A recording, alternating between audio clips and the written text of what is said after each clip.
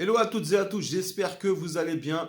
Aujourd'hui, je vais vous parler d'une idée lecture un peu spéciale puisque c'est une jeune auteure, toute jeune, qui est âgée de 12 ans et qui est d'origine guinéenne.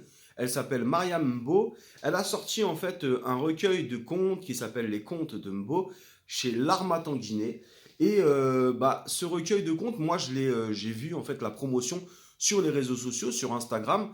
Donc déjà, merci en fait à tous ceux qui partagent ce genre de nouveautés. Ça m'a donné immédiatement envie de la soutenir puisque je trouve ça super respectable qu'à 12 ans on arrive déjà à écrire tout ça. Donc déjà un grand bravo à elle. Un grand bravo aussi aux personnes qui ont contribué à ce roman. Je crois qu'il y a la préface c'est de Juliana Diallo et les illustrations d'Almani Saad Vagué. Donc n'hésitez pas en fait à aller découvrir ça. Mais pour vous donner un avant-goût de cet ouvrage, ce recueil de contes de Marianne Beau, je vais vous lire un conte. Vous avez vu, il y a des illustrations. Voilà, c'est un tout petit ouvrage, ça se lit très très vite, donc c'est parfait pour vos enfants.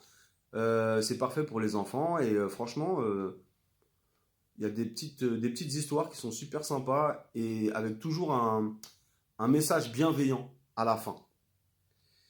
On va lire La force d'une amitié. Trois jeunes filles en âge de se marier vivaient dans un village. Elles étaient surnommées les triplées parce qu'elles étaient belles et soudées les unes aux autres. Un jour, alors qu'elles allaient chercher du bois pour cuisiner, elles rencontrèrent un boa plus gros que le tronc d'un arbre.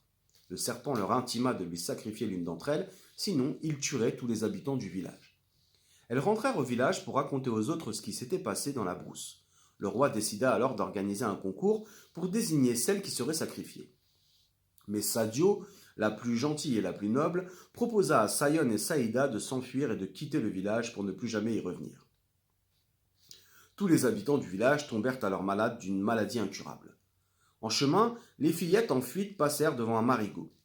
Saïda s'écria: Un marigot, allons nous baigner, vite, vite.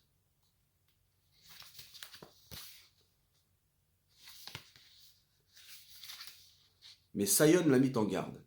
Saïda, ne touche pas à cette eau. Il y a au fond des caïmans affamés qui nous attendent.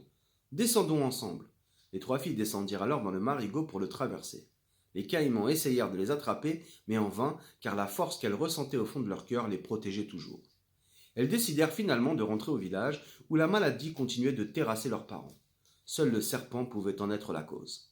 Les trois filles décidèrent alors de tuer le serpent. Celui-ci était tellement gros qu'il pouvait avaler toute crue n'importe laquelle des trois filles qui décideraient de l'attaquer seule. Comme toujours, elles descendirent donc ensemble jusque dans le ventre du serpent, lequel fut tué quelques minutes plus tard. C'est ainsi que Sadio, Sayon et Saïda, grâce à leur amitié, ont certes tourmenté mais aussi réparé la vie de tous les habitants du village. L'amitié est une chose que tout le monde ne comprend pas, mais ce qu'il y a au fond de soi domine tout le reste. Telle est la morale de ce conte.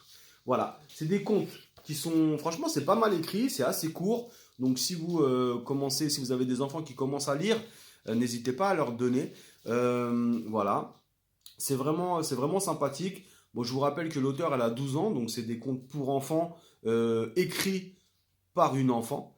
Et franchement, je vous conseille vraiment d'aller vous procurer ce livre, ne serait-ce que pour donner la force et qu'elle continue d'écrire parce que c'est super important quand on commence à écrire, surtout quand on est enfant, de recevoir le soutien. Ça peut être frustrant ou ça peut être déstabilisant si on n'en a pas. Donc voilà. Force à elle, les contes de Mbo, sortis chez l'Harmattan Guinée avec une préface de Juliana Diallo. Et je vous conseille et je vous recommande vraiment de découvrir cette jeune auteure originaire de Guinée et de donner la force et de soutenir aussi tout ce qui peut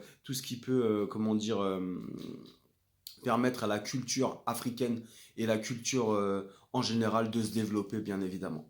Je vous dis à très bientôt, prenez soin de vous et n'oubliez pas de lire, lire, lire, lire, lire, lire, lire.